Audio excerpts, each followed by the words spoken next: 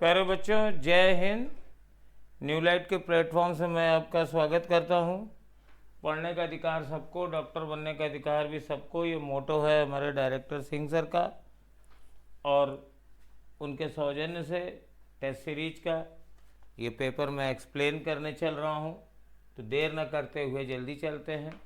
देखिए, आज के पेपर के बारे में मैं आपको बता दूं कि इसके मोस्ट ऑफ द क्वेश्चन आपको लगेंगे कि कहीं देखे हुए हैं, तो यस, वो देखे हुए ही हैं। पुराने PYQs हमने बहुत लिए हैं। अब आपको चाहिए ये कि ये PYQ करें और इनके वेरिएशन ऑप्शन पे भी वर्क करें। अभी आपको बहुत जल्दी ऐसा भी पेपर मिलेगा जो मॉडिफाइड PYQs होंगे, यानी लगेगा वही है लेकिन क्वेश्चन वही नहीं होगा। तो ये पहला क्वेश्चन देखिए, ये वही फेमस क्वेश्चन है जो पुरानी एनसीईआरटी, नई एनसीईआरटी लेकर के जस्टिस फिर आईआईटी दिल्ली ने आंसर दिया था। Atoms are electrically neutral as they contain equal number of positive and negative charges, तो ये आप लोग जानते ही हैं। और यही वो डिस्प्यूटेड है, atoms of each element are stable, तो सभी भैया स्टेबल नहीं होते हैं। हमें मालूम है कुछ रेडियो एक्टिव एटम भी होते हैं, और रेडियो एक्टिव स्टेबल नहीं होते हैं, वो अनस्टेबल होते हैं। तो दिस इज़ रॉन्ग स्टेटमेंट, और कन्फ्यूजन यही हुआ था कि पुरानी एनसीईआरटी में इसको करेक्ट दिया गया था। तो अब तो बिल्कुल क्लियर है, ये सभी स्टेबल नहीं होते हैं। तो आंसर होगा सेकेंड वाला, statement first is correct but statement second is incorrect. ये देखिए, ये ग्राफ है, डी ब्रोगली वेवलेंथ है 1/λ² है, और काइनेटिक एनर्जी दी गई है। तो पहले रिलेशन लिखो, लैम्डा बराबर h/√2m, और काइनेटिक एनर्जी को हमने E लिख दिया। अब मैं इसको अरेंज करता हूं, मुझे λ² चाहिए, तो मैं स्क्वायर करूंगा, तो λ² बराबर h²/2me। तो 1/λ² क्या हुआ, ये हो गया 2me/h²। अब देखो, y एक्सिस पे सब जगह 1/λ² प्लॉट है, तो ये y है और इधर एनर्जी है, तो ये E की जगह x लिख दिया, तो y प्रोपोर्शनल टू x आ रहा है। तो graph will be a straight line passing through origin. Next question देखिए, फोटॉन के बारे में आप जानते हैं कौन कौन सा स्टेटमेंट ये सही है देखना है। तो energy of the photon h/v ये सही है, वेलोसिटी ऑफ फोटॉन c ये सही होता है, मोमेंटम ऑफ फोटॉन तो एनर्जी अपॉन c ये भी सही है। In photo electron collision both total energy and total momentum conserve, Einstein की फोटो इलेक्ट्रिक इक्वेशन इसी पर बेस्ड है। फोटॉन न्यूट्रल होता है या पॉजिटिव चार्ज नहीं होता है। तो इसके 4 आंसर सही हैं, ABCD जो पहले में दिए गए हैं, तो थर्ड का आंसर 1 हो जाएगा। चलिए नेक्स्ट क्वेश्चन में आइए। A metal cube of side 5 centimetre is charge with 6 microcoulomb, the surface charge density, तो सरफेस चार्ज डेंसिटी होती है चार्ज पर यूनिट एरिया। तो अब आपके पास करना क्या है, कुछ नहीं करना है साहब। पहली बात तो यह है कि आप देखिए चार्ज कितना है, 6 × 10⁻⁻⁶, और क्यूब की साइड है 5 सेंटीमीटर, और ये मीटर स्क्वायर में दिया गया है आंसर। तो ये हो जाएगा 6 और A², और A बराबर है 5 × 10⁻⁻² मीटर। क्यूब की साइड 5 सेंटीमीटर है, I have to convert in metre, तो ये आ जाएगा 5 × 10⁻⁻² का स्क्वायर। तो ये साहब मेरे पास है, और इसको आप डिवाइड कर लीजिए। देखिए कितना आएगा, फोर्थ आंसर आएगा। डिवाइड कर दीजिए, 6 से 6 तो कट ही गया, और ये 5 का स्क्वायर है तो 1/25 हो गया, और 10⁻⁻² आ गया। अब 1/25 कितना होता है ये आप निकाल लीजिए, उससे आंसर आ जाएगा।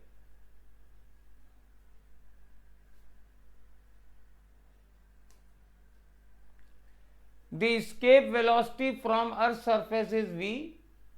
तो escape velocity का फॉर्मूला होता है √2gm/ रेडियस उसकी। अब प्लैनेट 9 टाइम्स मास है, तो मास को मैंने 9 टाइम्स कर दिया, ये 9m हो जाएगा, और रेडियस को 16 टाइम्स कर दिया है, तो ये फैक्टर बाहर आ जाएगा 3/4, 3/4 v आ जाएगा। इसका आंसर थर्ड है। बहुत ही सिंपल है। नई वाली escape velocity v e dash, m की जगह 9m, r की जगह 16r, तो 3/4 बाहर हो गया, और ये वाइट कलर से जो लिखा है वो पुरानी वाली वेलोसिटी थी v, तो ये 3/4 v आंसर हो गया। अब देखिए ये आपको कैलकुलेशन करना है। ये हमारे पास एरर है, और ये वैल्यू है v/r 200/20, ये तो 10 आएगा ही, तो सब में 10 है, तो इसके लिए तो कुछ करना नहीं है। और हमारे पास रेजिस्टेंस होता है v/i, तो ΔR/r बराबर हो जाएगा ΔV/v प्लस ΔI/i। पहले आप ΔR निकाल लीजिए, r तो 10 ही आएगा, 200/10, 200/20 यानी 10, बराबर ΔV 4 है, पता नहीं 4 है कि 0.4 है, मैं जरा पेपर में देखूं। नहीं, 4 ही दिया हुआ है, 4 दिया हुआ है, हाँ राइट। तो 4/200, और प्लस ΔI 0.2 है, और I 20 है, तो यहाँ से ΔR निकल के आ जाएगा आपके पास 0.3 आ जाएगा। यहाँ पे 10 से ला के मल्टीप्लाई भी करना पड़ेगा, तो सेकेंड आंसर आ जाएगा इसका। चलिए नेक्स्ट क्वेश्चन पे आते हैं। यूनिफॉर्म मेटल वायर है, और इसका लेंथ 10 ओम है। इसके बाद इसको स्ट्रेच करके लेंथ 12 कर दिया गया, तो आपको मालूम है स्ट्रेच करने पर लेंथ इसकी 40 m हो जाएगी। स्ट्रेच में अगर आप लेंथ को L से NL कर दोगे तो रेजिस्टेंस R से N² R हो जाता है। तो पहले 10 था, अब दुगना किया गया है, तो 4 × 10 40 हो जाएगा। अब इसको परफेक्ट सर्किल के फॉर्म में बदल दिया गया है, और कोई डायमीटर ले लिया गया है, ये इसके अलोंग रेजिस्टेंस निकालना है। तो ये दोनों पोर्शन पैरेलल में हैं और आधी आधी लंबाई के हैं, तो ये टोटल 40 था, तो ये दोनों 20-20 हो जाएंगे, और 20-20 का पैरेलल कॉम्बिनेशन 10 आ जाएगा। इसका आंसर 10 ओम होगा। और देखिए आपका जो सॉल्यूशन है शायद उसमें आंसर सही निकला है, 7 का थर्ड लिखा है, तो उसको हम लोगों ने 1 करवा दिया है। इसका आंसर 10 ओम ही है। नेक्स्ट आइए, द इक्विलिब्रियम स्टेट आप जानते हैं किससे डिफाइन होते हैं, तो 3 चीज़ों से होती हैं। जो सिस्टम की स्टेट होंगी वो नहीं चेंज होनी चाहिए, तो टोटल हीट और वर्क डन तो पाथ फंक्शन है। State is defined as whether it is equilibrium और not, pressure, volume and temperature से, तो वो आंसर सही होगा जिसमें A, C और D सही होगा, तो इसका 4th आंसर सही है। नेक्स्ट क्वेश्चन आइए, magnetic moment of iron bar is m, तो तो ये मैंने बार लिया, इसका मैग्नेटिक मोमेंट m है, मैं इसकी पोल स्ट्रेंथ म्यू मान लेता हूँ, तो म्यू इंटू एल बराबर m है। अब इसको बेंट किया गया है, काटा नहीं गया है, बेंट किया गया है, और आर्क सेक्शन 60 डिग्री का बना रहा है। तो ये है, ये आर्क है और ये 60 डिग्री है, तो पोल स्ट्रेंथ वही रहेगी, और दोनों के बीच की डिस्टेंस अब चूंकि 60 डिग्री है और ये दोनों रेडियस हैं, तो ये भी 60-60 होगी, तो ये भी आर के बराबर ही हो जाएगी। तो नई वाली मैग्नेटिक मोमेंट एम डैश बराबर हो जाएगा म्यू इंटू आर। अब आर निकाल लेते हैं। ये वाली लेंथ कितनी है आप जानते हैं, आर्क लेंथ होती है रेडियस इंटू एंगल π/3 बराबर एल। ये तो आर बराबर हो जाएगा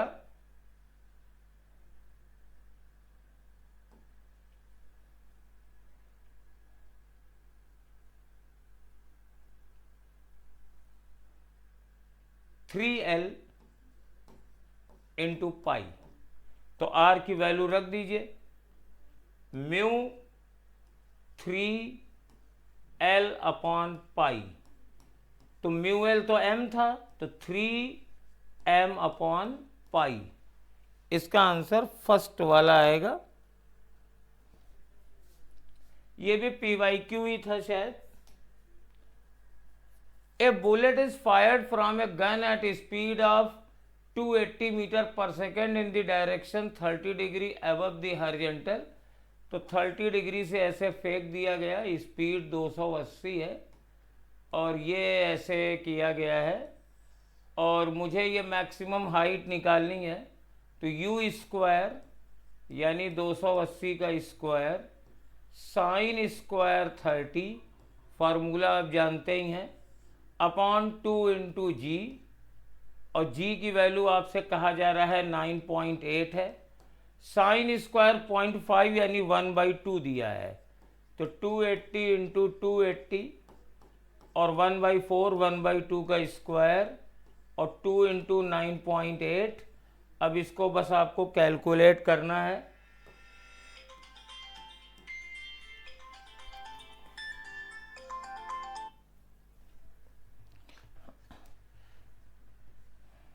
ये 70 आ गया, 4 सतह 28, 7 से काट दीजिए, 14 सतह 98 होता है, तो ये 1.4 हो गया। 14 से काट रहे हैं, ये 7 से काट रहे हैं, 7 ये हो जाएगा, 7 एकम 7, 7 चौक 28, ये 10 आ जाएगा। ये 1.4 है, इसको 14 से काट दे रहे हैं, तो ये 0.1 है, और ये 20 आ जाएगा, और ये फिर 10 आ जाएगा, और ये 0.1 भी आ जाएगा, तो 1000 मीटर इसका आंसर आ गया। चलिए नेक्स्ट क्वेश्चन पे आते हैं।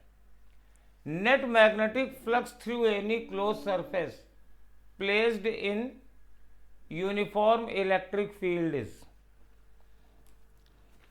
तो ये बहुत ही वैसा क्वेश्चन है, इलेक्ट्रिक फील्ड में रख रहे हो और मैग्नेटिक फ्लक्स चाह रहे हो, तो वो जीरो ही होगा। हालांकि ये बात दूसरी है कि अगर यूनिफॉर्म इलेक्ट्रिक फील्ड में तब भी क्लोज सरफेस रखोगे तो इलेक्ट्रिक फ्लक्स भी जीरो होगा। ये क्वेश्चन इसलिए रखा गया है कि लोग सोचें कि चलो इलेक्ट्रिक फ्लक्स तो जीरो होता ही है, मैग्नेटिक फ्लक्स शायद कुछ होता हो। तो इलेक्ट्रिक फील्ड में मैग्नेटिक फ्लक्स तो जीरो ही आएगा भाई। चलो नेक्स्ट क्वेश्चन पे आओ। वेंचुरी मीटर, ये याद कर लीजिए, वेंचुरी मीटर हुए और पिटोट ट्यूब हुई और ये रिवर्स स्विंग हुई और मैग्नेस इफेक्ट हुआ, ये सब बर्नौलीज प्रिंसिपल के कॉन्सिक्वेंस हैं। अब ये आपकी एनसीईआरटी के समरी में दिया गया है और आपको इसमें निकालना है आंसर, मैच करा के, और डायमेंशन निकालनी है। तो it is not a difficult one. सीधे सीधे आप मिला लीजिए, कोई एक मिला लीजिए, वो मिला लीजिए जिसके सभी ऑप्शन डिफरेंट हो। क्वेश्चन बनाने वाले चालाक हैं, कोई भी डिफरेंट नहीं दिया है। तो ग्रेविटेशनल कांस्टेंट की यूनिट में मेरे पास ये होता है -1, मुझे को डायमेंशन याद है। ग्रेविटेशनल पोटेंशियल एनर्जी ये जूल पर मास होना चाहिए, जूल पर केजी, तो ml², तो इसमें m नहीं आना चाहिए। Gravitational potential energy ml² T-2 upon mass, तो ये थर्ड आएगा, तो बी का आंसर थर्ड।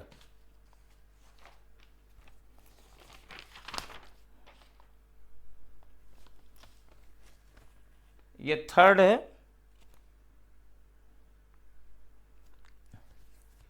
तो ये बी का आंसर थर्ड हो जाएगा। तो ए का मेरे पास ग्रेविटेशनल पोटेंशियल, एक मिनट रुक जाइए, gravitational potential energy work done के बराबर होती है।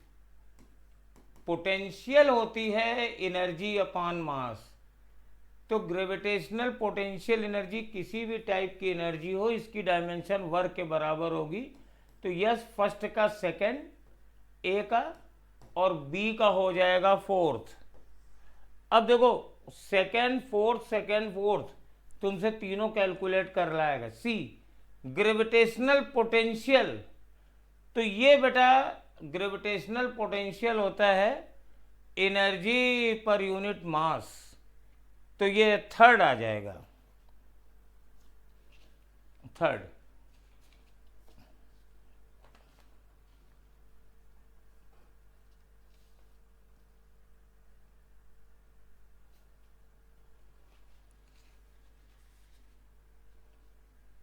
और ग्रेविटेशनल इंटेंसिटी ये होता है फोर्स अपॉन मास, तो ml² अपॉन m, तो LT-2, तो D वाले का थर्ड हो जाएगा। और वैसे भी ग्रेविटेशनल इंटेंसिटी G होती है, तो LT-2 ही हो जाएगा। तो D का आंसर मेरे पास फोर्थ हो जाएगा और C वाले का आंसर थर्ड हो जाएगा।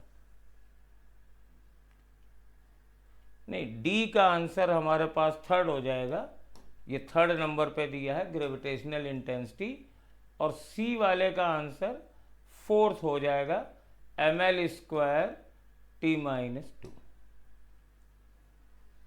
या फर्स्ट हो जाएगा, first L² T-2, yes L² T-2।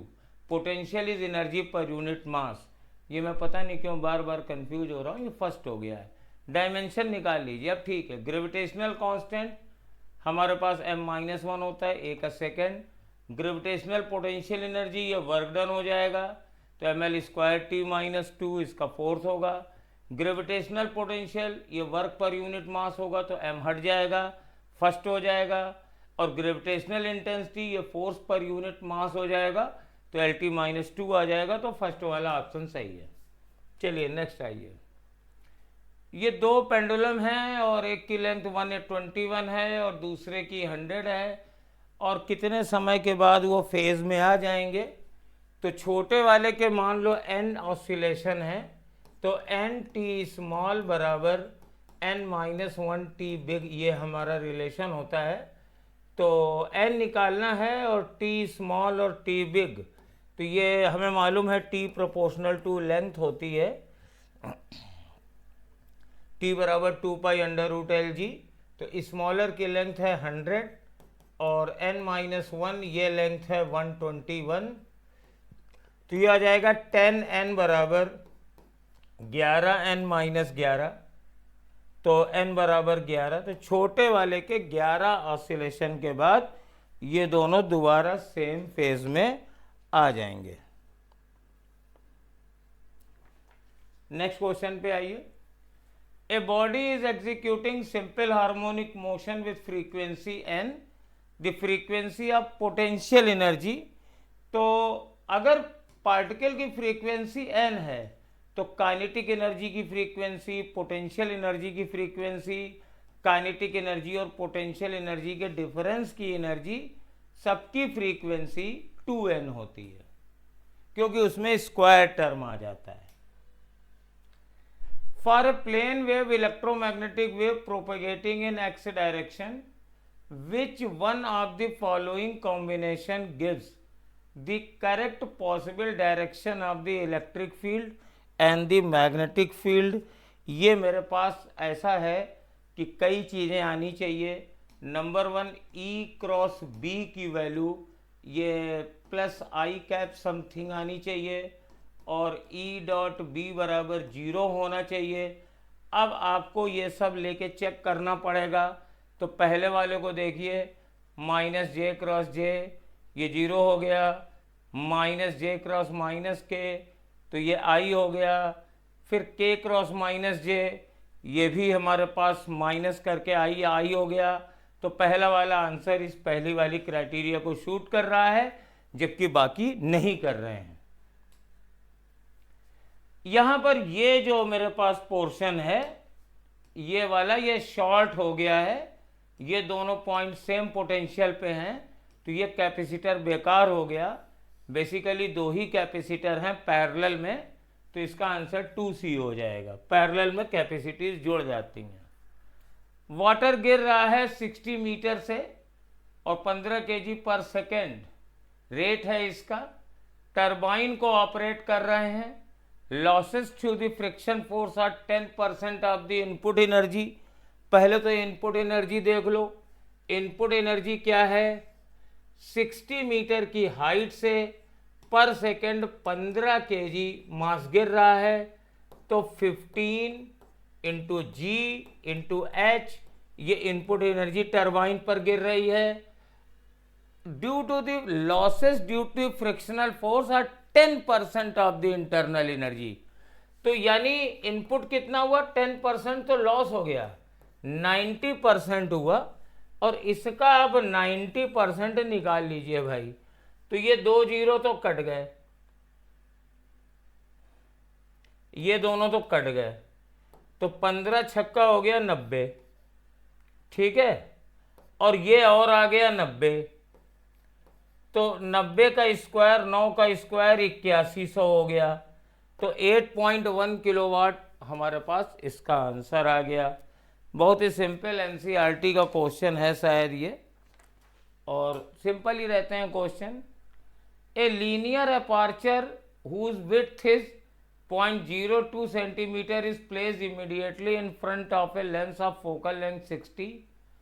Aperture is illuminated normally by a parallel beam of wavelength this. Distance of the first dark band of the diffraction pattern from the center. तो मुझे मालूम है E sin theta बराबर n lambda. अब चूंकि first dark blank है तो n बराबर 1, लैम्डा की वैल्यू रख दो 5 इंटू 10⁻⁻5, हमने सेंटीमीटर में रखी है। E ये भी है 2 इंटू 10⁻⁻2 सेंटीमीटर में ही है, और ये साइन थीटा आ गया। अब देखो साइन थीटा निकालते हैं, कितना आएगा? 5 इंटू 10⁻⁻5 अपॉन 2 इंटू 10⁻⁻2, तो 2.5 इंटू 10⁻⁻3। अब साइन थीटा क्या होगा? साइन थीटा को हम थीटा लिख सकते हैं because it is very small, और थीटा बराबर क्या होगा? वो थीटा बराबर होगा डिस्टेंस जो आपको निकालनी है अपॉन 60 सेंटीमीटर। तो इसको आप 60 से डिवाइड कर दीजिए, तो 2.5 इंटू 10⁻⁻3। अब 60 दूनी 120 होता है, इसको आप लोग कैलकुलेट कर लेंगे। और ये 0.15 सेंटीमीटर आ जाएगा। कैलकुलेट कर लीजिए आप आराम से। 60 को 2.5 से मल्टीप्लाई कर दीजिए, 60 दूनी 120 और उसका आधा 30, तो ये 150 हो जाएगा। तो 0.15 सेंटीमीटर आंसर आ गया। इसमें देखिए गिवन सर्किट में 2 डायोड हैं, कनेक्ट किए गए हैं। करंट R1 के थ्रू कितनी होगी? तो यहाँ से देखिए ये डायोड रिवर्स बाइस में है, इससे करंट नहीं जाएगी, करंट ऐसे जाएगी। तो R1 वाली करंट वही होगी जो सर्किट में जा रही है। तो 10 बटे इसका रेजिस्टेंस जोड़ दो 2 और इसका जोड़ दो 2, और डायोड का कोई रेजिस्टेंस दिया नहीं है, तो आंसर 2.5 एम्पियर की आंसर हो जाएगा। ये 20वां क्वेश्चन हो गया मेरे पास। नेक्स्ट क्वेश्चन है ये बहुत कॉमन एग्जाम्पल है। पहले बच्चा ऐसे फोल्ड किए हुए था, पहले फैलाए हुए था हाथ, नहीं ये नहीं है, ये दूसरा क्वेश्चन है। 2 rotating bodies of mass m and 2m with moment of inertia I B, ये दिया है I B greater than I A, और काइनेटिक एनर्जी उनकी बराबर है और एंगुलर मोमेंटम लिखाना है। तो हमारे पास देखिए काइनेटिक एनर्जी बराबर होती है L²/2I, तो एंगुलर मोमेंटम हो जाएगा √2IK। तो अब मेरे पास काइनेटिक एनर्जी दोनों की बराबर हैं और मोमेंट ऑफ इनर्शिया B का ज़्यादा है, तो B का मोमेंटम ज़्यादा होगा और A का मोमेंटम कम होगा। आइए नेक्स्ट में आइए।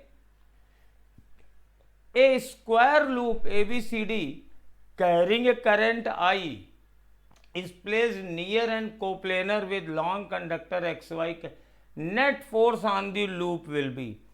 तो देखो जो नेट फोर्स लगेगा बेटा, ये करंट ऐसे ऐसे जा रही है, ये शो की गया है। तो इन दोनों पोर्शन पे जो फोर्स लगेंगे ना, वो इक्वल एंड अपोजिट आ जाएंगे, ये कैंसिल हो जाएंगे, बराबर होंगे, क्योंकि सेम डिस्टेंस पे है। और इन दोनों पर हम फोर्स निकाल लेते हैं, तो इसका फोर्स हो जाएगा μ0/4π 2I अपॉन, अब ये लेंथ इसकी दी गई है, ये तो करंट I है स्मॉल, ये हमने I लिखा, अब हम B लिख रहे हैं, तो ये L/2 और इसकी लेंथ है L। और ये फोर्स किधर लगेगा? इस तरफ ही लगेगा, क्योंकि दोनों में डायरेक्शन सेम है, अट्रैक्शन का है। माइनस I μ0/4π 2I, ये डिस्टेंस बेटा 3L/2 है, 3L/2 into I into L। अब इन दोनों को हम लोग कर देंगे माइनस। जब इनको माइनस कर देंगे तो आंसर आ जाएगा 2μ0 Li/3π। आप कैलकुलेट करके देख सकते हैं इसमें। Question number 22।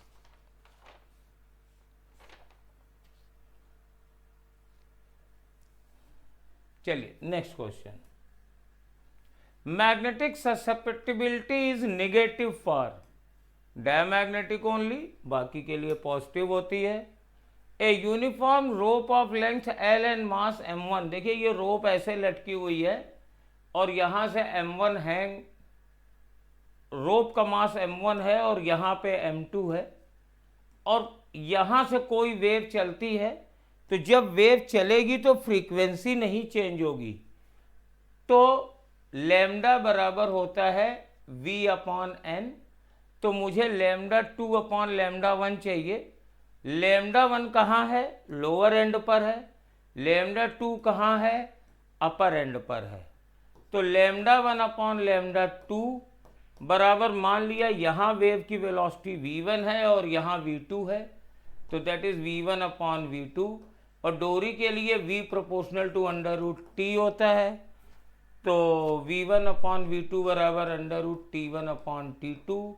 अब यहाँ पे T1 लोअर एंड का मास हो जाएगा, यानी ये हो जाएगा M2G, और नीचे ऊपर आ जाएगा m1 प्लस m2g, जी कट जाएगा, तो under root lambda 1 upon lambda 2 निकाला है, लेमडा 2 अपॉन लेमडा 1, ये आंसर आ जाएगा सेकंड वाला।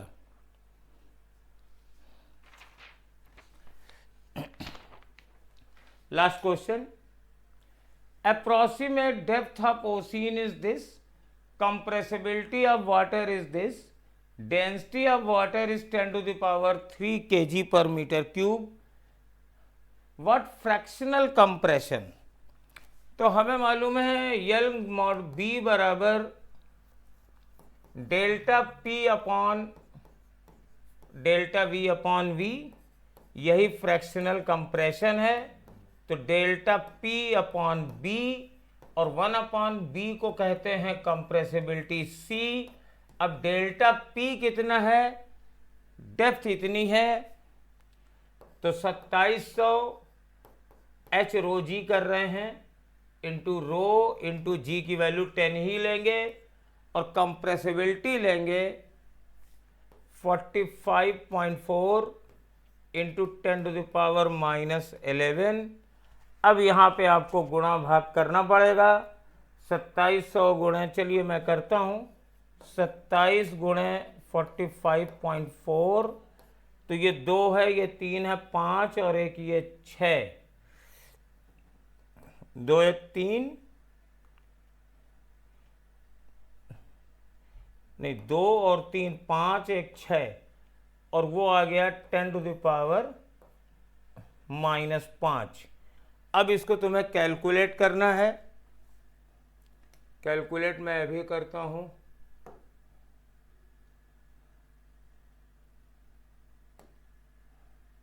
कैलकुलेटर से करूंगा, मेरा कैलकुलेट करने का मन नहीं है रहा है। 27 इंटू 45.4,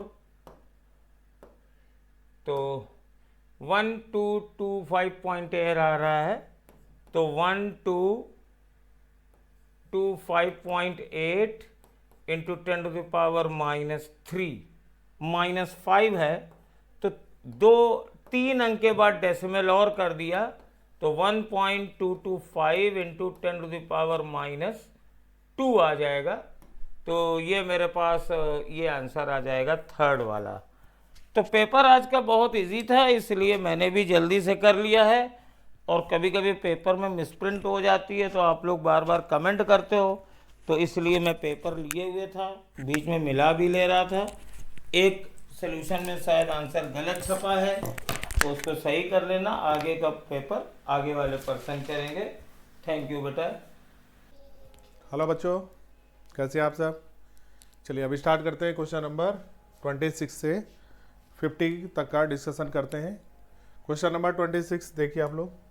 क्वेश्चन में बोला गया है, two ends of a metal rod are maintain at temperature 100 and 110 degree.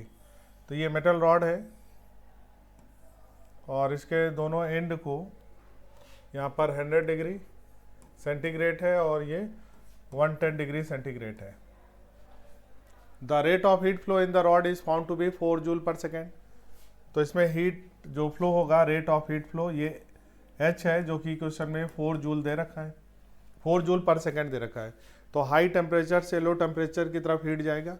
चलो इसको मान लेते हैं, इसकी coefficient of thermal conductivity K है, एरिया इसका A, लेंथ L है, ठीक है। तो H बराबर क्या लिखोगे? H बराबर हो जाएगा K A डेल्टा थीटा। तो delta theta 110 minus 100 divided by L, ठीक है, ये वैल्यू आ गई। अब इन्होंने बोला कि अगर यहाँ पर इसी रॉड का टेम्परेचर चेंज कर दें, और इस 110 को क्या कर दिया गया 210, और इसको कर दिया 200, यानी जो टेम्परेचर अब है हम लोग इसको 200 ले लिए, और इसका टेम्परेचर 210 ले लिए। अब क्वेश्चन में बताना है कितनी हीट फ्लो होगी, रेट ऑफ हीट फ्लो। तो इसको H डैश बोलेंगे, K उसका वही रहेगा, A वही रहेगा। अब टेम्परेचर डिफरेंस 210 माइनस 200 होगा, यानी 210 माइनस 200 डिवाइडेड बाई L। इस वैल्यू को चेक करो, ये वैल्यू आ जाएगा Ka into 10 divided by L। और ये ऊपर वाली वैल्यू देखो, ऊपर की वैल्यू क्या आई थी, के ए इंटू 10/L, यानी ये वैल्यू दोनों की सेम है। और राइट साइड दोनों का सेम है, इसका मतलब लेफ्ट साइड सेम होगा, मतलब इसका जो एच डैश आएगा वो 4 ही रहेगा, 4 ही रहेगा, क्योंकि टेम्परेचर डिफरेंस की वैल्यू दोनों केस में सेम है, रॉड वही है, सब कुछ सेम है। और टेम्परेचर डिफरेंस जब 110 और 100 था तब डिफरेंस 10 आया, 210 और 100 करेंगे तब डिफरेंस 10 आएगा। तो इसका मतलब टेम्परेचर यहाँ पर डिफरेंस की वैल्यू सेम है, इसलिए रेट ऑफ हीट फ्लो भी सेम होगा। आंसर इसका 4 होगा। तो इस 26 का क्वेश्चन में आंसर 4 आएगा। ठीक है, चलिए अगला करते हैं question number 27। Consider third orbit of helium using non realistic approach, the speed of electron in this orbit will be. Third orbit के लिए स्पीड का वैल्यू निकालना है। स्पीड का फार्मूला होता है v equal to 2.2 into 10⁶ Z/n। Question में Z जो है हीलियम है, हीलियम के लिए Z का वैल्यू हम लोग 2 रखेंगे, तो 2.2 इंटू 10⁶ Z की जगह पर 2, और n जो है वो नंबर ऑफ ऑर्बिट है, थर्ड ऑर्बिट, तो ये 3 हो जाएगा। ये वैल्यू लगभग 1.4 के समथिंग आएगा, into 10⁶ metre per second. Option second सही होगा, तो करेक्ट आंसर इसका सेकेंड होगा। तो ये फार्मूला आपको ध्यान रखना है। चलिए अगला करते हैं question number 28। A block A of mass m1 rest on A horizontal table. चलो एक टेबल है जिस पर एक मास रखने हैं m1। ये मास m1 इस पे रखा हुआ है, इस पे ये रफ सरफेस है, यहाँ पर एक मास बंधा हुआ है, और जो हैंगिंग में मास है वो m2 है। क्वेश्चन में बोला गया है the coefficient of kinetic friction between the block and the table is mu के। यहाँ पर काइनेटिक फ्रिक्शन म्यू के है, यानी यहाँ पर जो फ्रिक्शन लगेगा वो काइनेटिक फ्रिक्शन लगेगा। When the block A is sliding on table the tension, ये अगर नीचे जाएगा तो टेंशन की वैल्यू क्या होगा। मान लेते हैं इसका एक्सेशन ए है, इस पे जो टेंशन होगा वो टी मान लिया, तो टेंशन यहाँ पर निकालना है, टेंशन की वैल्यू क्या होगी। तो सबसे पहले एक्सेशन निकालना पड़ेगा। क्वेश्चन में एक्सेशन की वैल्यू कैसे निकलेगी। एक्सेशन इक्वल टू, ध्यान से देखिए, ये मास नीचे जाएगा तो इसको लिखेंगे m2 माइनस, ये इसको अपोज करेगा m1 वाला, ये हो जाएगा माइनस का म्यू m1, ठीक, divided by total mass m1 plus m2 into g. तो ये हम लोग का एक्सेशन आ गया, और यहाँ पर म्यू जो होगा वो म्यू के होगा।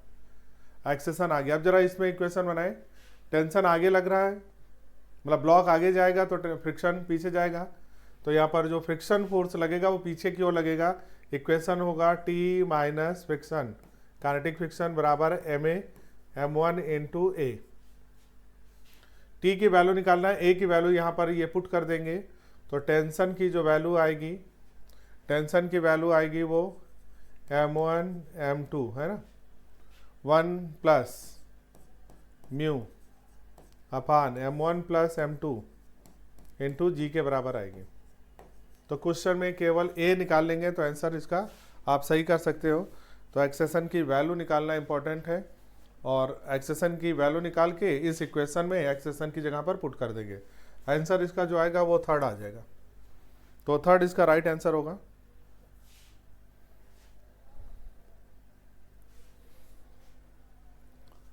चलिए अगला करते हैं क्वेश्चन नंबर 29।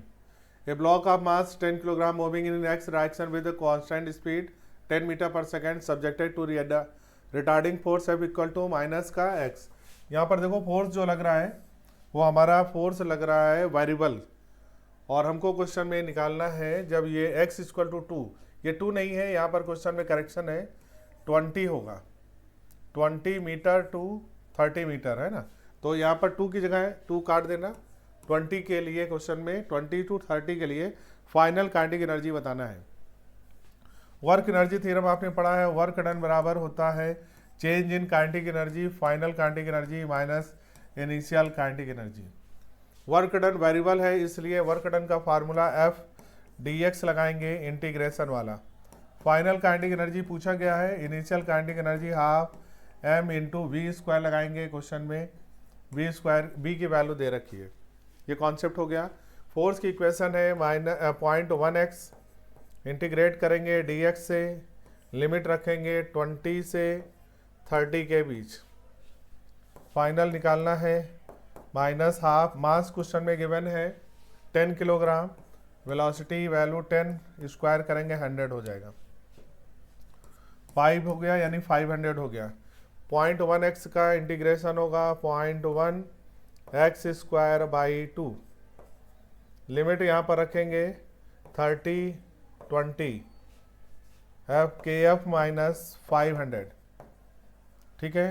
एक्स स्क्वायर की वैल्यू पुट करें यहाँ पर तो 0.1 बाई 2, एक्स की जगह पर हम लोग 30 रखेंगे, स्क्वायर करेंगे 900, एक्स की जगह 20 रखेंगे, स्क्वायर करेंगे 400, बराबर आ गया फाइनल काइनेटिक एनर्जी माइनस का 500, ये हो गया 900 माइनस 400, 500 बाई 2, 400 यानी 40 बाई 2, 80 आ गया, 500 के एफ बराबर हो गया 80 और इधर आ जाएगा।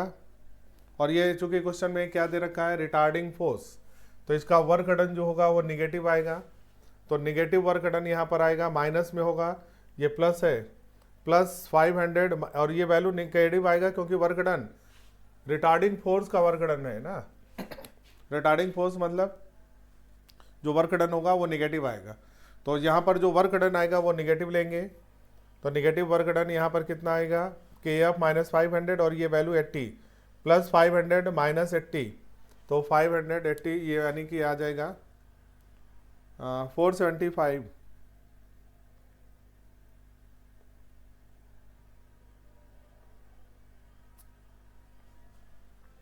सॉल्व करते हैं ये वैल्यू जरा, यहाँ पर वैल्यू है 0.1 बाई 2 इंटू 500 बराबर के एफ माइनस 500, अच्छा ये 25 हो जाएगा, तो ये वैल्यू आएगी हमारा माइनस का 25, माइनस 25 के एफ माइनस 500, के एफ बराबर हो जाएगा 500 माइनस 25, 475, तो 475 इसका राइट आंसर होगा, पहला सही होगा। देख लो फिर से क्वेश्चन में, क्योंकि रिटार्डिंग फोर्स का वर्क डन दे रखा है, रिटार्डिंग फोर्स का वर्क डन क्या होगा, निगेटिव, तो ये जो वर्क डन आएगा वो हमारा निगेटिव वर्क डन आएगा, निगेटिव वर्क डन आएगा, तो यहाँ पर जो वैल्यू आया निगेटिव का 25 आएगा और 500 इधर आके प्लस हो जाएगा, प्लस 500 माइनस 25 करेंगे 475 आएगा। When two displacement represented by y1 बराबर a sin omega t, y2 बराबर b cos omega t, super impose motion क्या होगा, तो दोनों इक्वेशन आपकी सिंपल हार्मोनिक मोशन है, यानी SHM ये भी है, SHM ये भी है, तो दोनों सुपर इम्पोज होंगे। SHM बनेगा, एम्पलीट्यूड जो निकालते हैं वेक्टर की तरह निकालते हैं, तो ये साइन है, तो पहले तो क्वेश्चन में देख लेते हैं कैसे ये वैल्यू निकाली जाती है, a sin omega t, y2 की वैल्यू है कॉस में, b cos ओमेगा t, जब भी क्वेश्चन में साइन या कॉस में वैल्यू दी हो, एक वैल्यू साइन में दी है एक वैल्यू कॉस में, तो फिर डिफरेंस निकालने के लिए आप इसको ऐसे ग्राफ में बनाइए, इसको साइन मान लीजिए, इसको कॉस मान लीजिए, साइन में एम्पलीट्यूड की वैल्यू a है, कॉस में एम्पलीट्यूड की वैल्यू b है, तो इनका रिजल्टेंट होगा, रिजल्टेंट एम्पलीट्यूड होगा under root a square plus b square, तो इन दोनों का रिजल्टेंट जो एम्पलीट्यूड आएगा, रिजल्टेंट एम्पलीट्यूड आएगा under root a square plus b square आएगा, क्योंकि इन दोनों के बीच में एंगल, साइन और कॉस के बीच में एंगल 90 होता है, दो वेक्टर का रिजल्टेंट 90 डिग्री पे under root a square plus b square होगा, ठीक है ना, तो आंसर हो जाएगा इसका थर्ड। अगला क्वेश्चन है 31, A certain metallic surface is illuminated with monochromatic light of wavelength lambda, ये एक मेटल का सरफेस है, इस पे लाइट इल्यूमिनेट हो रही है, वेवलेंथ है लैम्डा, वर्क फंक्शन इसका W है, जो यहाँ से इलेक्ट्रॉन निकल रहा है उसकी काइनेटिक एनर्जी क्वेश्चन में है 3v0, ठीक है ना, और जब इसमें इल्यूमिनेट किया 2 लैम्डा से, स्टॉपिंग पोटेंशियल की वैल्यू V नॉट है। इक्वेशन देखो जरा, काइनेटिक एनर्जी बराबर होता है incident energy minus work function. पहले में काइनेटिक एनर्जी लिखेंगे 3 eV नॉट, इंसिडेंट एनर्जी की वैल्यू,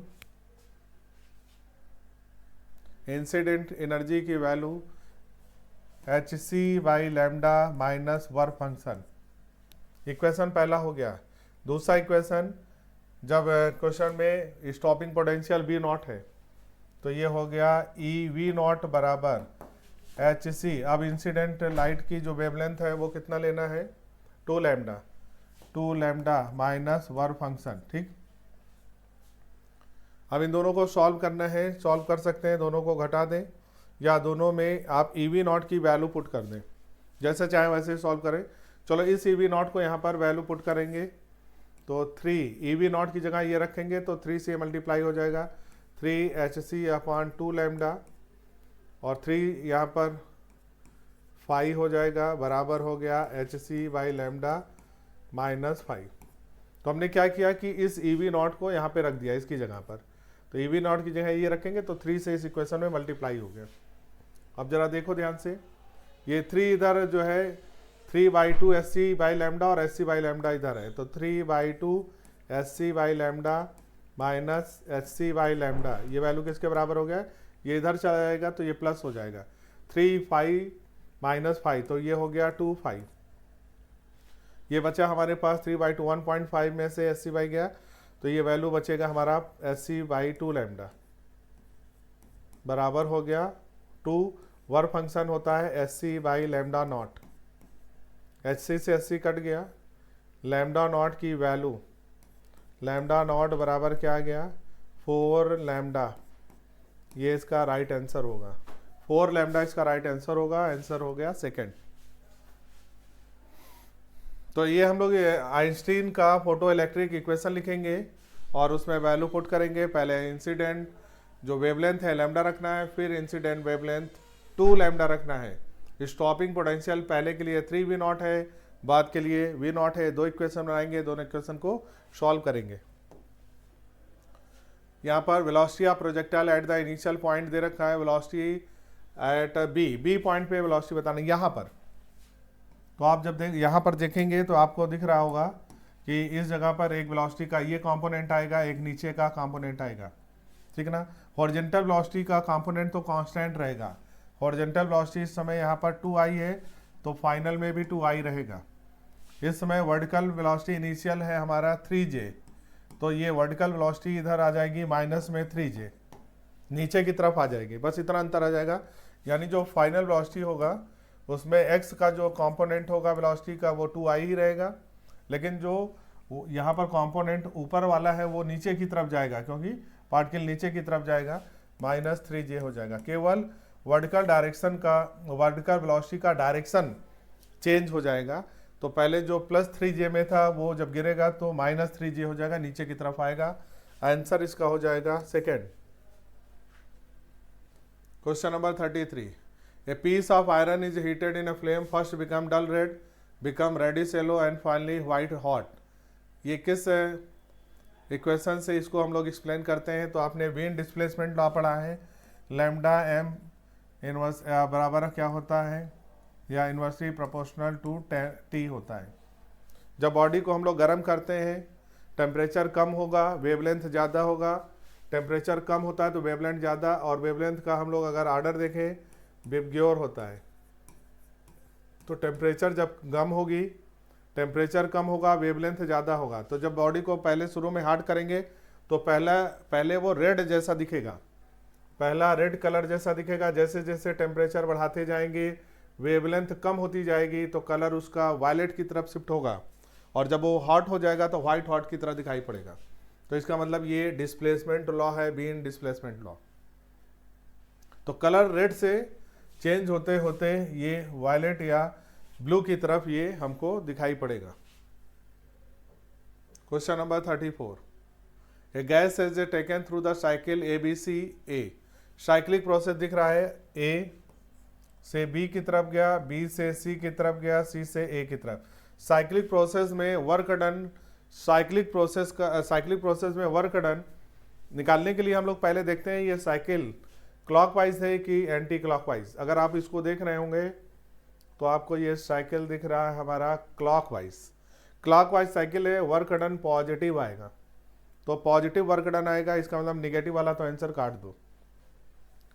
अब साइक्लिक का वर्क डन जो होता है, साइक्लिक का वर्क डन इक्वल टू होगा हमारा एरिया ऑफ साइकिल। तो एरिया निकाल लेते हैं, एरिया ऑफ ABC जो क्लोज ये है, इस साइकिल का केवल एरिया देखा जाएगा। तो साइकिल का area 1/2, base into height, base है A से C और ये 2 है, यहाँ कुछ नहीं, मतलब ये 7 होगा, है ना। तो 7 - 2 ये हो गया 5 इंटू 10 की पावर -3।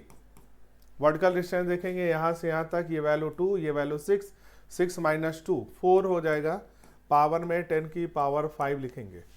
2 से 4 को कट करेंगे, 2 आ जाएगा, 5 इंटू 2 10 हो जाएगा, और ये 10 की पावर 2 बचेगा, यानी 1000 हो जाएगा।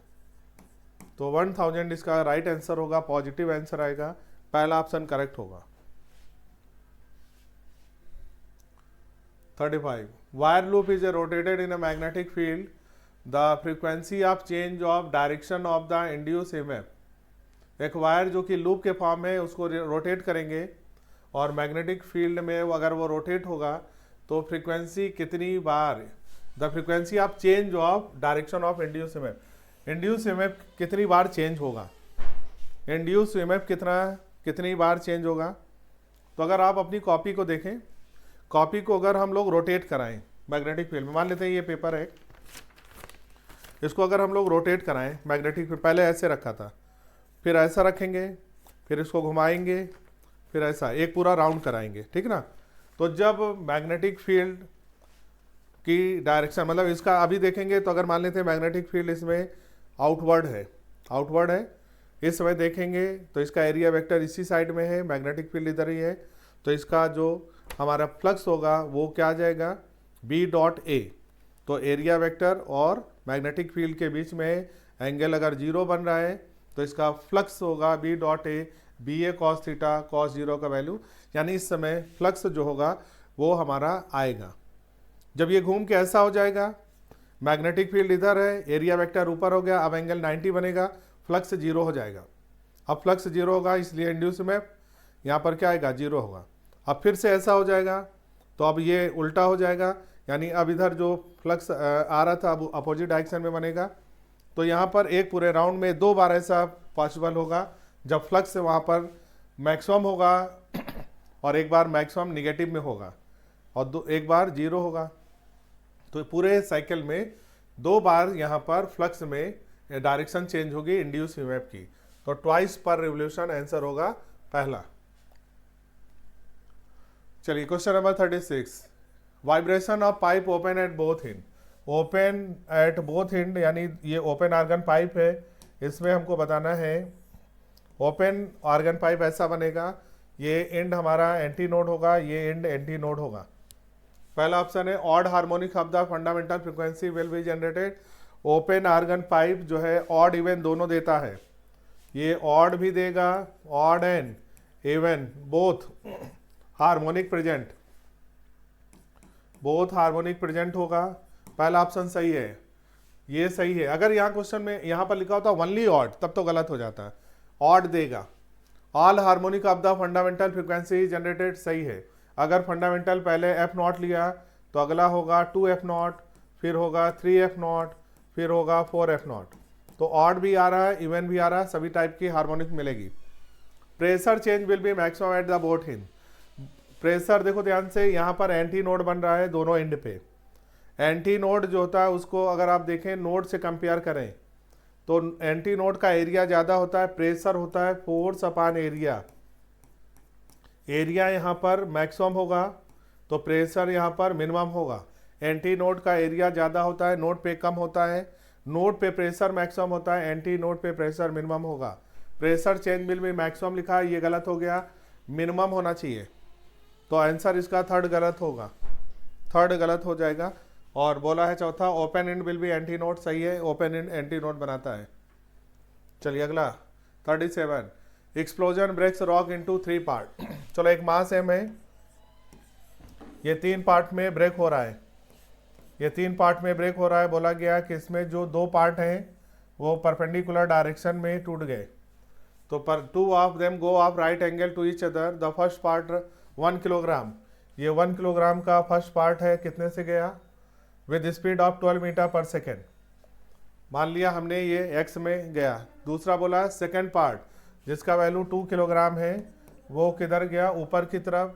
इसको हमने मान लिया ऊपर जा रहा है 8 मीटर पर सेकेंड से.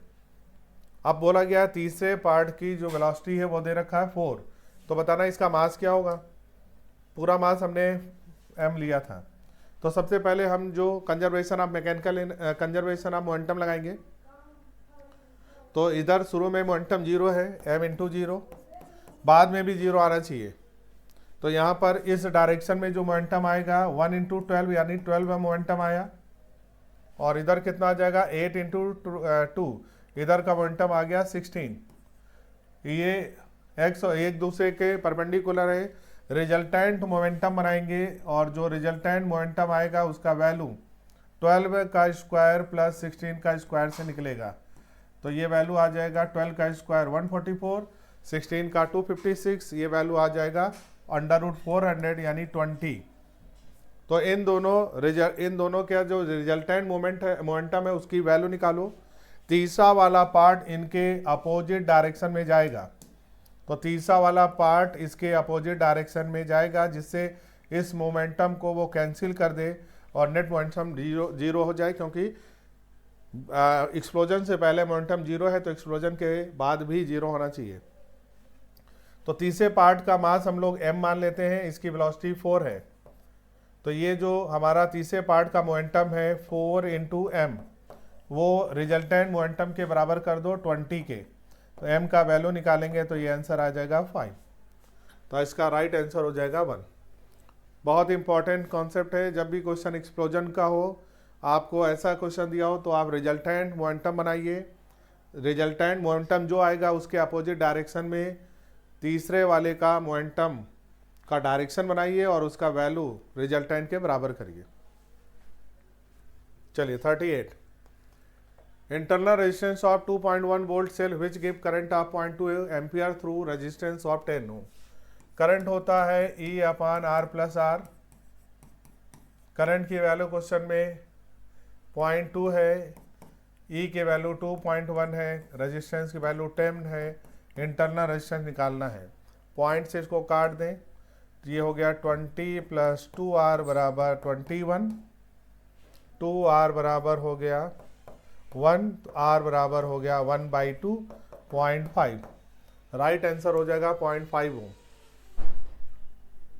चलिए अगला करते हैं क्वेश्चन नंबर 39. ये क्वेश्चन अच्छा है. The amount of heat energy required to raise the temperature of 1 gram of helium at NTP. तो अमाउंट ऑफ हीट निकालना है, हीट एनर्जी. अब देखो डेल्टा Q जो होता है उसको NCP डेल्टा T भी लिखते हैं, NCV डेल्टा T लिखते हैं. अब क्वेश्चन में कुछ नहीं दिया है तो इसका मतलब इसमें हम लोग इसका वॉल्यूम कांस्टेंट मानेंगे. गैस है और इसका वॉल्यूम हमने कांस्टेंट ले लिया. तो वॉल्यूम अगर कांस्टेंट होगा तो डेल्टा Q को हम लोग NCV डेल्टा T से लिख सकते हैं. N जो है नंबर ऑफ मोल है. नंबर ऑफ मोल 1 ग्राम में हीलियम में कितने मोल होंगे? तो मोल की वैल्यू होगा mass upon molecular mass. Helium का मालिक्यूलर मास 4 होता है, N की जगह 1/4 लिखेंगे. CV की वैल्यू हमारी होती है F/2R. यहाँ पर हीलियम मोनोएटॉमिक है, मोनोएटॉमिक के लिए F का वैल्यू 3 होगा तो 3/2R लिखेंगे. तो CV की जगह लिखेंगे 3/2R. डेल्टा T को लिखेंगे T2 माइनस T1. ये हमारा फार्मूला आ गया 3/8R. लेकिन क्वेश्चन में K के टर्म में दिया है, K बोल्ट्जमैन कांस्टेंट है तो 3/8. अच्छा, R और K में रिलेशन होता है Boltzmann constant equal to gas constant upon Avogadro number होता है. तो R को हम लोग क्या बदल सकते हैं? R बराबर क्या आ जाएगा? Boltzmann constant into Avogadro number. तो R की जगह पर हम लोग लिख सकते हैं Boltzmann constant into Avogadro number और T2 माइनस T1. तो ये रिजल्ट आ जाएगा हमारा। आंसर चेक कर लेते हैं। आंसर आएगा 3/8 n kb T2 - T1। Fourth option सही होगा, चौथा ऑप्शन यहाँ पर सही हो जाएगा। क्लियर है भाई? चलिए अगला करते हैं क्वेश्चन नंबर 40। क्वेश्चन में एक कॉइल है जिसका रेजिस्टेंस 400, ये वाट होना चाहिए भाई, यूनिट है, ये वाट की जगह ओम होगा, 400 ओम है। और यहाँ फ्लक्स की इक्वेशन दे रखा है, फ्लक्स है 50t² -4 +4। हमें क्वेश्चन में निकालना है करंट। करंट निकालने के लिए हमें पहले इंड्यूस ईएमएफ चाहिए। फ्लक्स और इंड्यूस ईएमएफ में रिलेशन होता है E बराबर -d∅dt।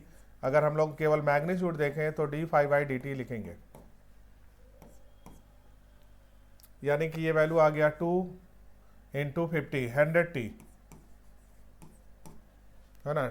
अब यहाँ पर t की वैल्यू 2 रख दें, तो t की वैल्यू अगर 2 रखेंगे, ये वैल्यू आ गया 200। करंट होता है E/R, E की वैल्यू 200, R की वैल्यू क्वेश्चन में दिया है 400 ओम, 400, तो ये कट गया 2/4 1/2 0.5 एम्पियर राइट आंसर होगा। 41 electron of a stationary hydrogen atom passes from 5th energy level to ground level. तो इलेक्ट्रॉन 5th एनर्जी लेवल से ग्राउंड यानी 1 में आ रहा है। क्वेश्चन में बताना है the approximate velocity that the atom acquire as result of photon emission. Velocity की वैल्यू निकालनी है और यहाँ m और h r के फॉर्म। तो पहले हम लोग 1/λ की वैल्यू निकालें। 1/λ = r 1/n1 का स्क्वायर माइनस 1/n2 का स्क्वायर। वैल्यू लिखेंगे तो ये वैल्यू आ गई r, नीचे आ जाएगा 25, ऊपर आएगा 24, 24/25, ये 1/λ की वैल्यू आ गई।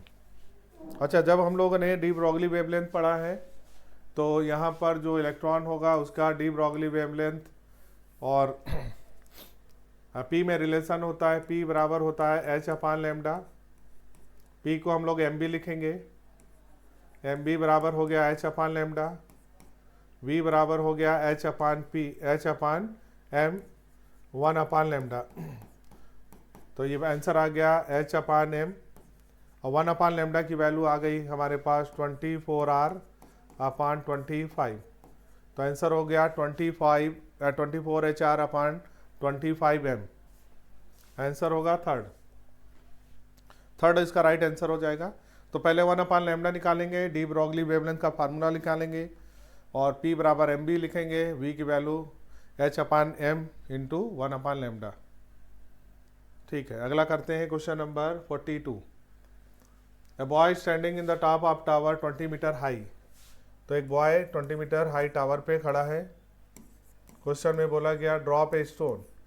ये अगर एक स्टोन को यहाँ पर ड्रॉप किया u बराबर 0 से ड्रॉप किया और velocity with which it the ground, ये यहाँ की वेलोसिटी निकालना है। तो v² बराबर u² + 2gh, u² 0 हो गया, 2g की वैल्यू 10, h की वैल्यू 20, ये वैल्यू आ गया √400 और √400 को लिखेंगे 20। आंसर आएगा 20 metre per second. Third option right होगा। क्वेश्चन नंबर 43, मैचिंग करना भाई। और मैचिंग में ससेप्टिबिलिटी देखो, जो नॉन मैग्नेटिक होता है उसका ससेप्टिबिलिटी 0 होता है। तो नॉन मैग्नेटिक मटेरियल का ससेप्टिबिलिटी वो होती है कितना आसानी से कोई मैग्नेटाइज हो सकता है। तो कि जो जितना आसानी से मैग्नेटाइज होगा उसका ससेप्टिबिलिटी उतना ज़्यादा होगा। तो नॉन मैग्नेटिक मटेरियल आसानी से जो है वो आसानी से जो मैग्नेटाइज नहीं होंगे, तो इसका ससेप्टिबिलिटी 0 होगा। तो यानी डी का हमारा पहला आएगा। तो डी का पहला, यानी ये दो आंसर तो नहीं होंगे, आंसर होगा 3rd और 4 में। अब देखो, पैरा और फेरो की ससेप्टिबिलिटी >1 होता है। पैरा और फेरो की ससेप्टिबिलिटी >1 मतलब पॉजिटिव में होता है। तो फेरो और पैरा की पॉजिटिव करो। फेरो की जो होती है, फेरो की जो होगी वो वो ज़्यादा होती है, तो 1 से ज़्यादा होगी। तो ये वाली फेरो की होगी ससेप्टिबिलिटी, ठीक। तो यानी बी का 3rd। बी का थर्ड यहाँ पर भी है, यहाँ पर भी है, तो इससे आंसर नहीं आएगा। अच्छा, डाया मैग्नेटिक की ससेप्टिबिलिटी निगेटिव होती है, लेस देन जीरो होती है, तो डाया की लेस देन जीरो होती है और निगेटिव में होती है, तो निगेटिव डाया मैग्नेटिक की होगी, यानी सेकंड होगी, यानी ए का सेकंड होगा, तो राइट आंसर इसका 4 हो जाएगा। बाकी अब मैच हो गया, आंसर इसका 4 आएगा। चलिए अगला करते हैं, क्वेश्चन नंबर 44। देखो, मैग्नेटिक फील्ड में मैग्नेटिक मोमेंट, मैग्नेटिक इनर्शिया, ये निडल का दे रखा है। निडल यहाँ पर SHM करेगी और इसका जो टाइम पीरियड होता है T बराबर 2 pi under root I upon MB होता है, जहाँ पर M magnetic moment, B magnetic field है, I मोमेंट ऑफ इनर्शिया है। क्वेश्चन में टाइम पीरियड दे रखा है 10 सेकेंड में कितने ऑसिलेशन है 10, तो 1 सेकेंड में ऑसिलेशन हो जाएगा, 1 सेकेंड में ऑसिलेशन की वैल्यू 1 हो जाएगा, तो टाइम पीरियड इसका 1 हो गया, बराबर 2 पाई मोमेंट ऑफ इनर्शिया क्वेश्चन में दिया है 10 की पावर -6 अपान पाई स्क्वायर। ठीक, m की वैल्यू, मैग्नेटिक मोमेंट की वैल्यू क्वेश्चन में दिया है 10 की पावर -2, नीचे 10 की पावर -2 करेंगे।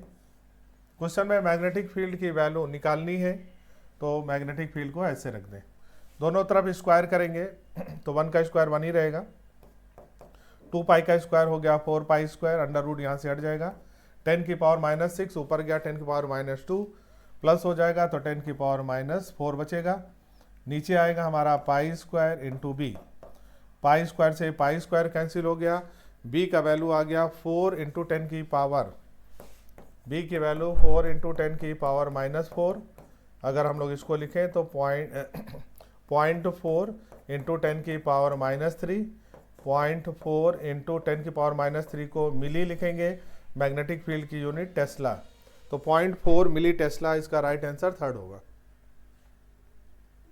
45 the intensity at the maximum in the young double slit experiment is 10, यहाँ पर ये 10 नहीं है, इसको काट देना, ये I नॉट है भाई, ये I नॉट है, 10 नहीं है, ये I नॉट है, इसको कट करके इसकी मैक्सिमम इंटेंसिटी I नॉट कर दूं। The intensity at the maxima in the young double slit experiment is I naught. Distance between the two slit is 5 lambda, where lambda is the wavelength of light used in the experiment. What will be the intensity in front of one of the slit on the screen? Place is the distance d बराबर 10d। तो young double slit experiment है, यहाँ पर 2 slit है, एक slit है S1, एक slit है S1, दूसरी स्लिट है S2, ठीक है, तो यहाँ पर 2 स्लिट है S1 और S2, ठीक, इनके बीच में ये हमारा सेंटर मैक्सिमा और यहाँ पर इंटेंसिटी होती है हमारी I not, maximum intensity I not है। अब इन्होंने बोला कि एक ऑब्जेक्ट को रखना है, यहाँ पर what will be the intensity in front of one of the slit in the screen placed at the distance, तो इसी के जस्ट सामने रखना है, यहाँ पर जस्ट सामने, कितनी दूरी पे, कैपिटल D इक्वल टू दिया है क्वेश्चन में स्मॉल 10d, और ये दूरी स्लिट के बीच की दूरी दिया है क्वेश्चन में d, जो कि 5 लैम्डा है, ये हमारी सेंट्रल मैक्सिमा है जिसकी वैल्यू I नॉट है। अब जरा ध्यान से देखो, हमें क्वेश्चन में सेंट्रल मैक्सिमा से ये जो दूरी है इसको y लिखते हैं, इंटेंसिटी निकालने के, इसी जगह पर इंटेंसिटी निकालना है हमको, यहाँ पर इंटेंसिटी क्या होगी, इंटेंसिटी का फार्मूला होता है maximum intensity I naught cos square phi by 2, ठीक। अच्छा, यहाँ पर इंटेंसिटी अगर ना दिया होता तो हम लोग 4I नॉट लेते, अगर ये आइडेंटिकल होता, क्वेश्चन में ये वैल्यू I नॉट है तो यहाँ पर I नॉट रखेंगे, अगर यहाँ 4I नॉट होता तो यहाँ पर 4I नॉट रखते, चलो तो ये I नॉट हो जाएगा। अच्छा, हमको फाई का वैल्यू नहीं मालूम है, इस जगह पर फाई क्या होगा, इसके लिए हम लोग y का इक्वेशन बनाएंगे, y बराबर होता हमारा d लैम्डा अपान स्मॉल d, ठीक। ये वैल्यू कितनी होगी, यहाँ से सेंटर से मैक्सिमम दूरी कितनी होगी, y बराबर d lambda by small d, चलो वैल्यू रख देते हैं यहाँ पर, और ये वैल्यू कितनी है, देखो यहाँ से ये वैल्यू, यहाँ से यहाँ तक पूरी वैल्यू d है, तो ये वैल्यू कितनी हो जाएगी, ये वैल्यू यहाँ पर d/2 हो जाएगा, तो y की जगह d/2 कर देंगे, d/2 बराबर हो गया कैपिटल D की जगह 10d रख देंगे, लैम्डा अपान स्मॉल डी, डी से डी कट गया, तो यहाँ पर डी की वैल्यू कितना आ गई 20, डी बराबर आ गया 20 लैम्डा, डी बराबर आ गया हमारा 20 लैम्डा। ठीक,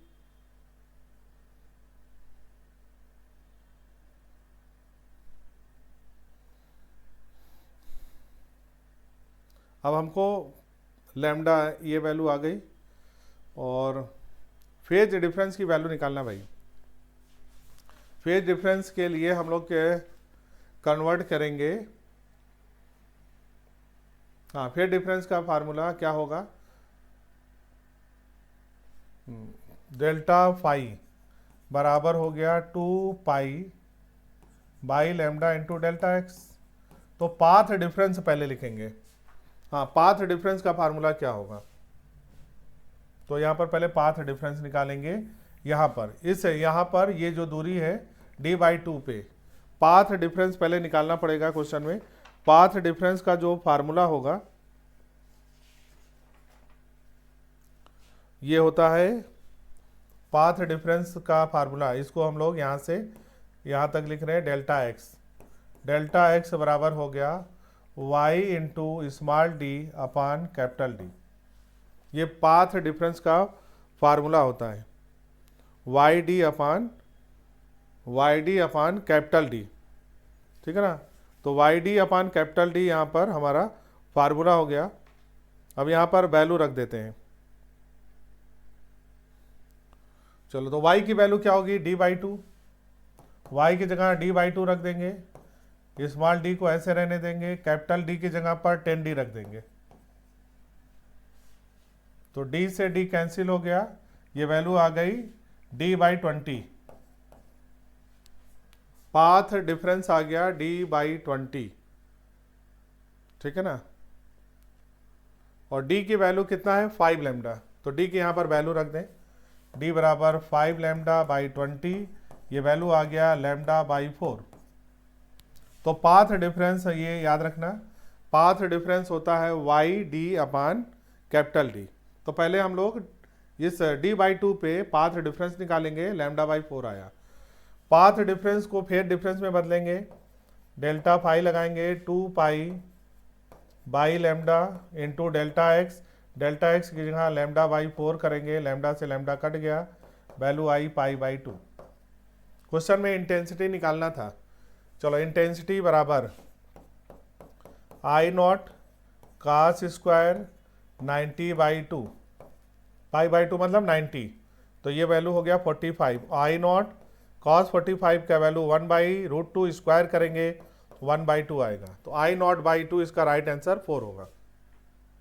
फिर से समझो भाई, क्वेश्चन में बोला गया यंग डबल स्लिट एक्सपेरिमेंट में जो स्लिट है उनके बीच की दूरी स्मॉल डी है जो कि 5 लैम्डा है।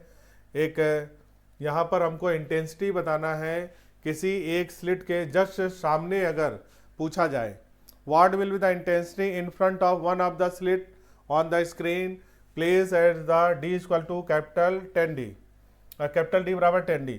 तो किसी एक स्लिट के जस्ट सामने इंटेंसिटी बताना है, तो जस्ट सामने इंटेंसिटी बताने के लिए अगर हम लोग इस पूरी दूरी को d माना तो ये यहाँ से ये दूरी होती है d/2। तो पहले हम लोग इस जगह पर y दूरी पे जो हम इंटेंसिटी निकालेंगे उस पहले वहाँ पर पाथ डिफरेंस निकालेंगे। तो यहाँ का जो पाथ डिफरेंस होता है वो यहाँ से यहाँ तक की दूरी y इंटू डी अपान कैपिटल D के बराबर होता है, ठीक। तो यहाँ पर y की वैल्यू रखेंगे d/2, d की वैल्यू दी ही है, कैपिटल D रख देंगे, यहाँ से आ जाएगा हमारा पाथ डिफरेंस। पाथ डिफरेंस को फेज डिफरेंस बदलेंगे, इंटेंसिटी के फार्मूले में वैल्यू पुट करेंगे, आंसर 4 आएगा। 46, a wind with speed of 40 metre per second blow parallel to the roof of a house, the area of the roof is 250 metre square, assuming that the pressure inside the house is atmospheric pressure, the force exerted by the wind on the roof and the direction of the force will be। तो अगर यहाँ पर wind है तो यहाँ पर देखो ध्यान से, अगर तो विंड पे ये मान लें घाटले है, और यहाँ पर जो साउंड के ये विंड की स्पीड है ये पैरेलल टू द रूफ है छत के पैरेलल में है 40 मीटर पर सेकेंड से। तो यहाँ पर प्रेशर लगता है नीचे से ऊपर की तरफ ऐसे। अंदर का प्रेशर है पी नॉट, किसके बराबर है, प्रेशर यहाँ पर दे रखा है, प्रेशर पी नॉट है हाउस के अंदर।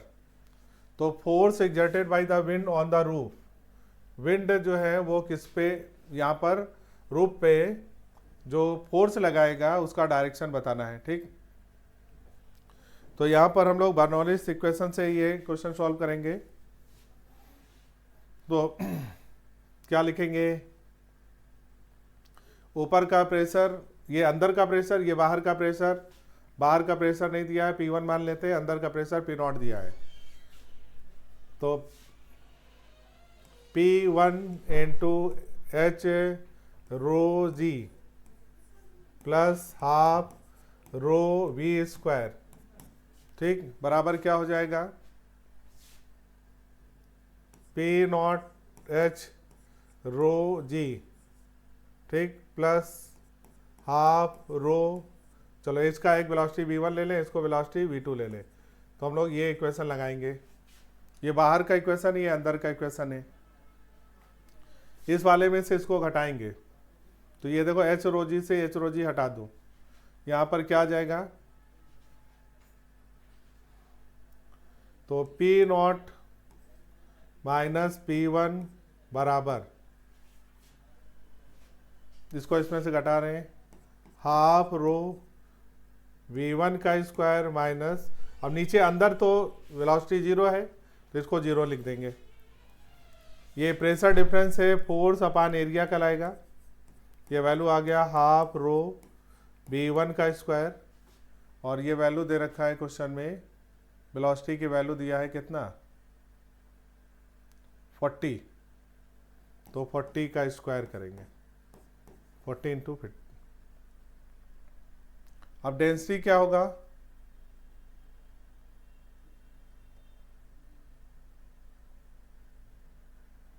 तो फोर्स अपान एरिया निकालना है क्वेश्चन में। फोर्स, एरिया की वैल्यू क्वेश्चन में दे रखा है 250, तो फोर्स हो गया हमारे पास 1/2 डेंसिटी इंटू 40 का स्क्वायर इंटू एरिया 250।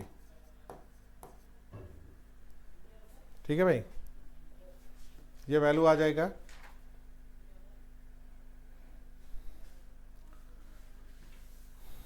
इसका जो सॉल्यूशन आएगा आंसर, अब इसको सॉल्व करिए, देखो भाई कितना आ रहा है, चेक कर लेते हैं भाई आंसर कितना आ रहा है।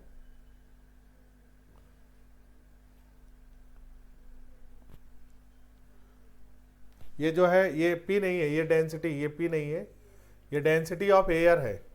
तो क्वेश्चन में डेंसिटी दे रखा है, तो फोर्स की वैल्यू आ गई 1/2 इंटू डेंसिटी, ये डेंसिटी की वैल्यू एयर की है 1.2 इंटू 40 का स्क्वायर इंटू 250। सॉल्व करेंगे, देखो ध्यान से, 2 से ये कट गया, 0.6 आएगा, एक जीरो यहाँ से हटा दो तो 250 का पॉइंट हटा दो, 25 6 जा 150 हो गया, इंटू 40 इंटू 40,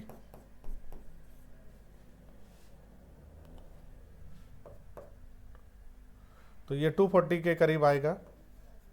देखो 1 2 3 3 जीरो है तो बाहर कर लो, 10 की पावर 3, 15 इंटू 4 60, तो 640, ये वैल्यू आ जाएगा 640।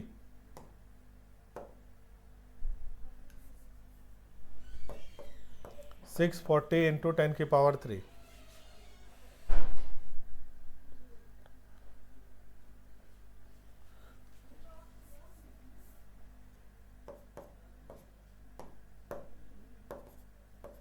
सॉल्व करेंगे, 15 60 240, 240 इंटू 10 की पावर 3, तो ये वैल्यू आ जाएगा 2.4 इंटू 10 की पावर 5। राइट आंसर होगा थर्ड। फोर्स किधर लगता है, अंदर से बाहर की तरफ, फोर्स किधर लगता है, अंदर से बाहर की तरफ। इसीलिए जब आंधी आती है तो जो छत उड़ती है वो अंदर से प्रेशर ज़्यादा हो जाता है, बाहर का प्रेशर कम, तो अंदर से बाहर की तरफ। तो अंदर से बाहर की तरफ फोर्स लगता है, इसके कारण ये छत ऊपर की तरफ उड़ जाती है। ठीक है ना, तो अपवर्ड वाला आंसर इसका राइट होगा। चलिए अगला करते हैं question. Two spherical bodies of mass m and 5m, ये मास m है, दूसरे वाले का 5m है, इनके बीच की दूरी है 12 बार, तो इस समय इनके सेंटर की दूरी है 12 बार, सेंटर से सेंटर की दूरी 12 बार है। क्वेश्चन में बोला गया है इनको रिलीज कर दिया गया तो ये म्यूचुअल अट्रैक्शन होगा, तो ये पास में आएंगे, तो ये जब पास में आएंगे तो ये इधर जाएगा, ये इधर जाएगा। When the distance covered by smaller body before collision, तो ये क्या होगा, ये इधर आ जाएगा और ये वाला इधर आ जाएगा, दोनों ऐसे यहाँ पर आके जुड़ जाएंगे। तो ये दूरी अब कितनी हो गई, अब ये दूरी r थी और ये दूरी कितनी है 2r, इसका रेडियस 2r है, इस वाले का रेडियस r है, इसका रेडियस 2r है, तो ये 2r। कितना डिस्टेंस चला, पहले 12r था, अभी 3r रह गया, यानी 9r, इनके बीच की दूरी कितनी हो गई 9r, तो 9r डिस्टेंस अब ये लोग चले। तो मान लेते हैं m जो है कितना डिस्टेंस चला, जो m है वो x दूरी चला,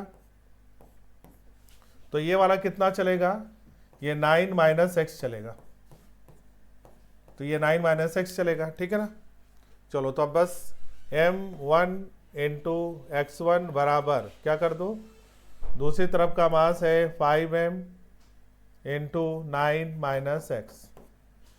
ठीक है ना, क्योंकि सेंटर ऑफ मास वो तो मूव करेगा नहीं, तो उसकी वेलोसिटी 0 होगी, तो यहाँ पर सेंटर ऑफ मास क्या होगा, उसकी वेलोसिटी 0 होगी, तो हम लोग यहाँ पर शिफ्ट नहीं करेगा सेंटर ऑफ मास, तो m1 x1 बराबर m2 x2 लगा सकते हैं। m से m कैंसिल कर दो, तो x बराबर क्या आ गया, 5 का अंदर मल्टीप्लाई करो 45 माइनस का 5x, तो 5x और x मिलके 6x, 6x बराबर 45, तो x बराबर आ जाएगा 7.5,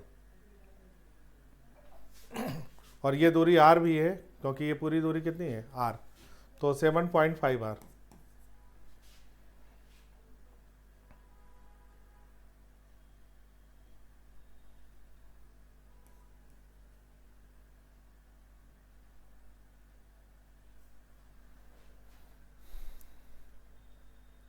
ये 9r माइनस एक्स होगा। इसको फिर से देखो भाई, ये यहाँ पर जो दूरी बचेगी ये हो गया 12r में से 3r घट गया, 9r माइनस एक्स, ये दूरी रह जाएगी। यहाँ पर क्या रहेगा, ये दूरी रहेगा हमारे पास 5m 9r माइनस एक्स। ठीक है ना, m से m कैंसिल हो गया, x बराबर आ गया 45r माइनस 5x, x बराबर आ गया 45r अपान 6, तो 7.5r आ गया। तो कितना चला, देखो यहाँ पर पहले 12r पे था, जब ये आपस में आके कोलाइड करेंगे यहाँ पर, तो ये डिस्टेंस कितनी रह जाएगी 3r, पहले 12r था, अब रह गया 3r, यानी टोटल जो डिस्टेंस चला वो 9r के बराबर चला। तो अगर इसका डिस्टेंस x मान लें तो ये कितना चला 9r माइनस एक्स, तो यहाँ पर हम लोग कंजर्वेशन डिस्प्लेसमेंट लगा दो, m1 x1 बराबर m2 x2, दोनों को बराबर करके आंसर निकाल लेंगे। Question number 48, a particle moves in a circle of radius 5 centimetre with constant speed. Constant speed है, इसका मतलब ये UCM है, सेंटीमीटर एक्सेशन लगेगा v स्क्वायर बाई r, और v बराबर r ओमेगा होगा, तो r ओमेगा स्क्वायर। क्वेश्चन में r की वैल्यू, r ओमेगा स्क्वायर को टाइम पीरियड के टर्म में लिखेंगे, r ओमेगा स्क्वायर हो गया 2 pi by T, 4 pi square by T square.